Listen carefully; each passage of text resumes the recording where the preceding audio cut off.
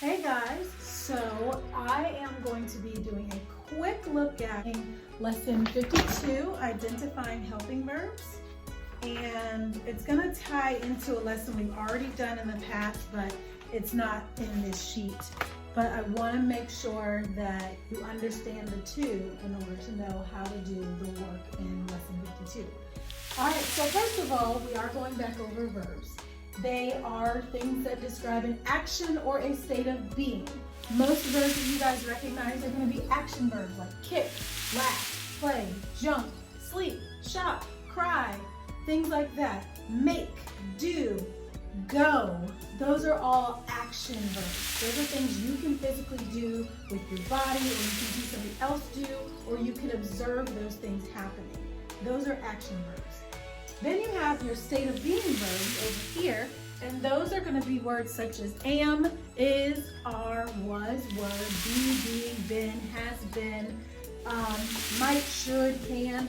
Lots of different words that go into that box, but they're verbs. They're things that are happening, but you can't physically see them, or they actually are connecting to an action that's going to happen. And that's how you get to what your words are going to be today. Your helping verbs and your linking verbs often use a lot of those state of being words that we just talked about, like am, is, are, was, and were, and a bunch of others. But what they connect to is what makes them different from each other. So when you have a helping verb, we're going to start there first, because I think those are a little easier to understand. When you have a helping verb, here's a quick trick to remember. A helping verb helps another verb. They only help other verbs. That's different than what linking verbs do. Helping verbs only connect to other verbs. So if we were to diagram this sentence, John is swinging the bat. Is our linking, our state of being verb right here, right? So that one's right here. The word that is an action that it can be connected to is swinging. That's something we can see or observe or do ourselves.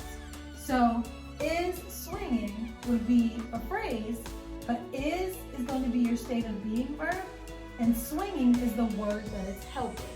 You see that? So you just have a verb that's connected, usually they're right next to each other, to another verb. The helping verb or the state of being word is always going to come first, okay? So if you look at another sentence, for example, Miss Whitfield is teaching our lesson. Is the helping verb or the state of being in this case. They're always going to be a state of being verb. And then my action is teaching. So that's how you connect those two together. Linking verbs do something very different. Think of them as forming a chain, but in this case, they're going to make a link or a chain to another part of speech. It's either going to be connected to a noun, a pronoun, or an adjective. It's never going to connect to a verb. So if you see it connecting to a verb, it is a helping verb. It is not a linking verb. Keep that in mind. So let's look at this sentence up here. John was a boy on my team. So if you look at this sentence here, John, our person, he's been in all three of these sentences. He's our subject. He's the one we're talking about. Was, it is a state of being verb, just like the ones that the helping verbs were helping, that we're connecting with the actions here. But this time, there is no action happening afterwards. Do you notice that? So what you're doing is, you're going to take, let's see, I'm going to get a marker that's a little different color. Let's go with, we'll do the pink one. All right, so was, this is our linking word, and now we have John was, and what was John? He's a boy. So it's connecting. We can pretend like there's a link here too, but this is what's linking together. This word right here is not a verb. A and boy are not verbs. A is an article, but it's just kind of like a placeholder in this particular sentence. Boy is a noun, because he's a person, place, or thing. John was a boy. So we're connecting John to what he was being. He's being a boy, and that's a noun. All right, so we'll put noun up here. And then down here, we connect it to another verb. So I'm going to put a V on that one. Do you see the difference? Because when you have your action verb, that's just telling us what John does. So in this first one, John plays. That's all he does.